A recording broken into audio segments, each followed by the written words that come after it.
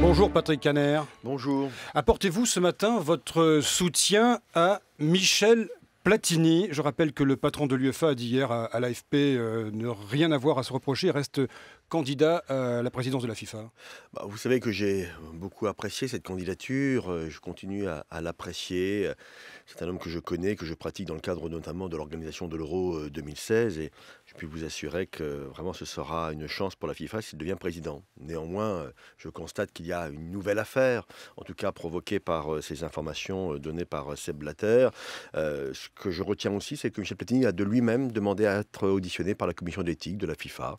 Et donc c'est le signe, je pense, qu'il veut se défendre et j'espère que cette défense lèvera tout soupçon, en tout cas ceux qui sont aujourd'hui évoqués sur sa candidature. Vous êtes assez prudent là, vous avez des doutes ou quoi? Je n'ai pas de doute, je dis simplement que Platini doit se défendre. Voilà, il doit pouvoir se défendre dans de bonnes conditions. Il a affirmé qu'il avait fait un travail, qu'il a été payé en retard, qu'il a déclaré ses impôts dans le cadre du droit suisse. Vous attendez de voir? Il y a des instances au niveau de la FIFA, il y a une commission d'éthique, à lui de se défendre. Voilà, moi je ne suis pas Michel Platini, je ne suis pas membre de la FIFA, il y a une accusation qui est portée, à lui d'être à la hauteur pour pouvoir notamment défendre au mieux sa candidature, qui je crois reste une très bonne chose pour la FIFA. Alors ça, vous soutenez tout de même la candidature de Michel Platini, toujours? Je soutiens la candidature, après ce sera à lui et aux instances d'en décider en tant que tel. Alors vous présentez ce matin, Matteo Maestracci le rappelait à l'instant en Conseil des ministres, une série de mesures antidopage chez les sportifs. La plus spectaculaire, Patrick Caner, c'est un contrôle de nuit de sportifs chez eux. Ça ne va pas être simple, ça. Alors, tout d'abord, dans quel cadre nous nous situons? Il y a un code mondial antidopage. Il a été révisé en 2013. La France est en retard. Il est applicable au 1er janvier 2015. Et la France est en retard par rapport, et ça a été dit il y a un instant, notamment aux autres pays concurrents pour la candidature des JO 2024. Donc il fallait que nous nous mettions d'équerre.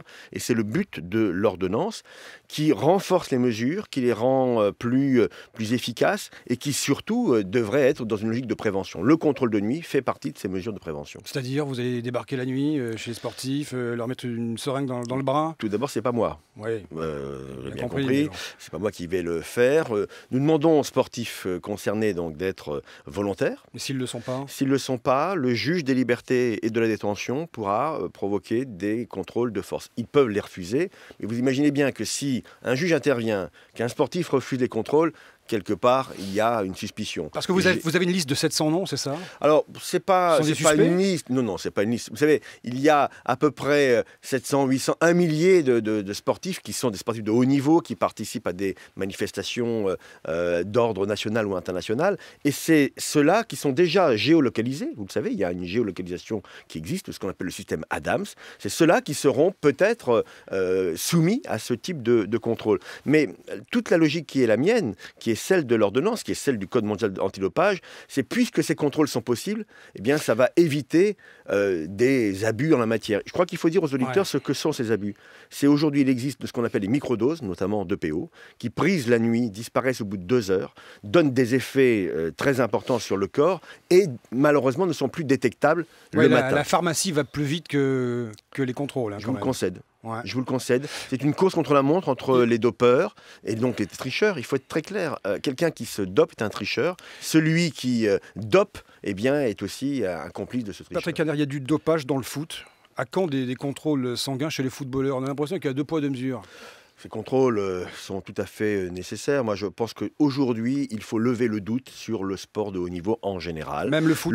Même le foot. Il faut aller chez les footballeurs. Le sport doit être propre. Le sport doit être au-dessus de tout soupçon. Et ça, c'est vraiment aussi une éthique que nous devons défendre, y compris par rapport aux jeunes qui ont envie d'avoir des sportifs de haut niveau qui soient des idoles et des idoles qui ne peuvent pas être suspectés de dopage. Encore un mot là-dessus. Vous vous réveillez en fait parce qu'il y a la candidature de la France aux JO en 2024, c'est ça? Les Français sont loin derrière. En fait. Le travail était déjà engagé par Valérie Faunéron avant même que nous étions candidats. Il y a un code mondial antidopage. J'insiste là-dessus. La France a signé la Convention internationale de mise en œuvre de ce code. Il est normal, comme ce code est contraignant, que nous puissions aujourd'hui adapter notre droit en France. Alors, Patrick Caner, le projet de loi de finances 2007 est présenté également ce matin en Conseil des ministres. Vous voulez dire 2016 2016. Oui, 2017. Ah bon? C'est bizarre, vous savez quoi, c'est un lapsus. Je pense peut-être à autre chose. Ce budget est une peau de chagrin pour la politique de la ville. Ah, surtout pas. Non?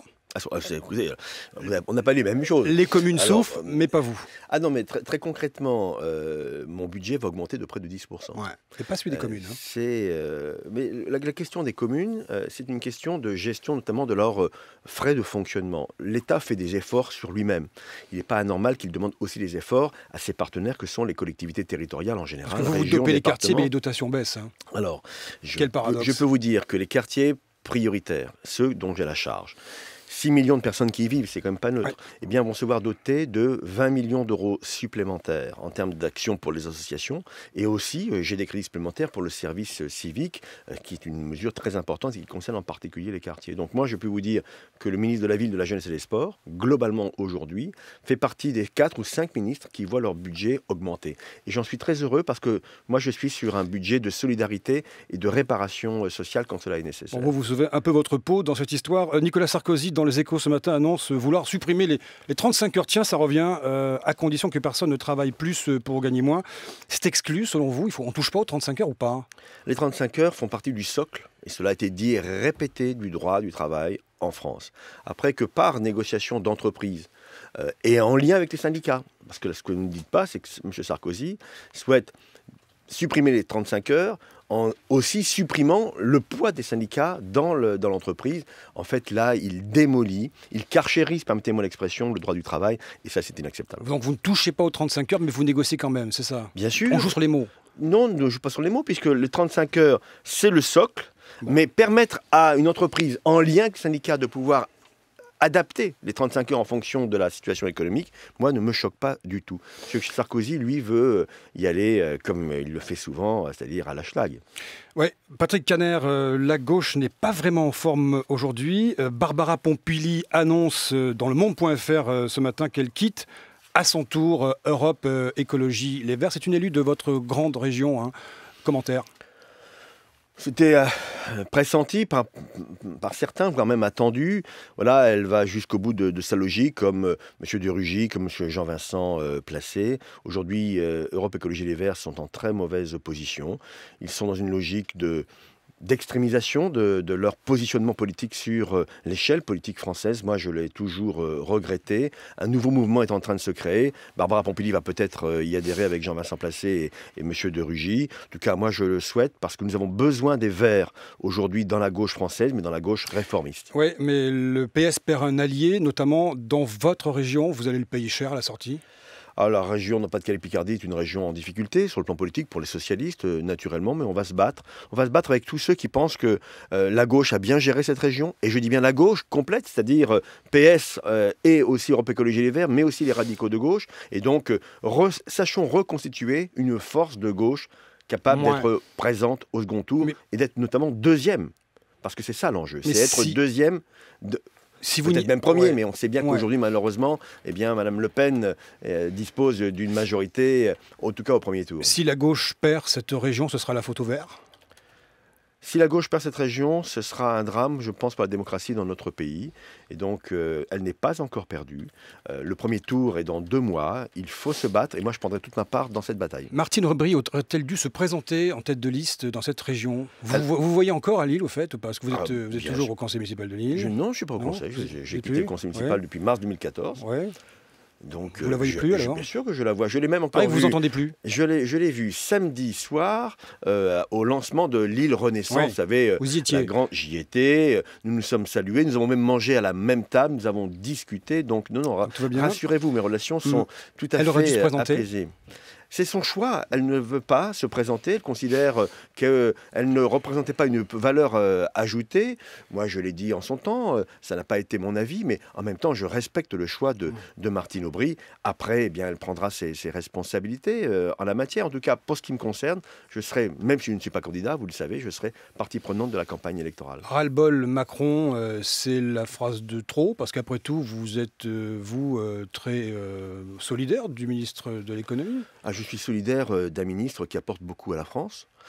qui a fait bouger les lignes, qui continuera à les faire bouger. Alors, vous savez, dans un gouvernement, il faut de tout.